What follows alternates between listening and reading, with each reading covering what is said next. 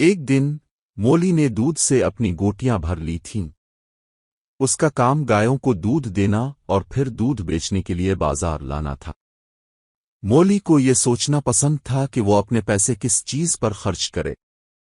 جیسے ہی وہ دودھ سے پیالیاں بھر کر بازار گئی، اس نے دوبارہ ان تمام چیزوں کے بارے میں سوچا جو وہ خریدنا چاہتی تھیں۔ سڑک پر چلتے ہوئے اس نے ایک کیک اور تازہ اسٹرابیریوں سے بھری ٹوکری خریدنے کا سوچا۔ سڑک سے تھوڑا آگے اسے ایک مرغی نظر آئی۔ اس نے سوچا، مجھے آج سے ملنے والے پیسوں سے میں اپنا چکن خریدنے جا رہی ہوں۔ وہ مرغی انڈے دے گی، تب میں دودھ اور انڈے بیچ کر زیادہ پیسے حاصل کر سکتا ہوں۔ اس نے جاری رکھا، زیادہ پیسوں سے میں ایک فینسی ڈریس خرید سکتی ہوں اور باقی تمام دودھ کی لونڈیوں کو غیرت مند بنا سکتی ہوں۔ جوش میں آ کر مولی نے اپنی بالٹی میں موجود دودھ کو بھول کر اچھلنا شروع کر دیا۔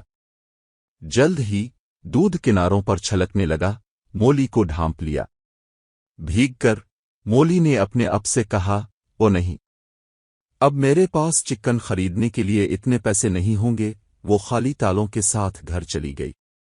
او میرے خدا، تمہیں کیا ہوا؟ مولی کی ماں نے پوچھا۔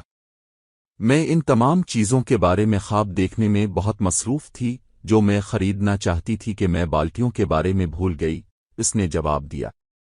او مولی، میرے پیارے، مجھے کتنی بار یہ کہنے کی ضرورت ہے، اپنی مرغیوں کو اس وقت تک مت گنو جب تک وہ بچے نہ نکلے۔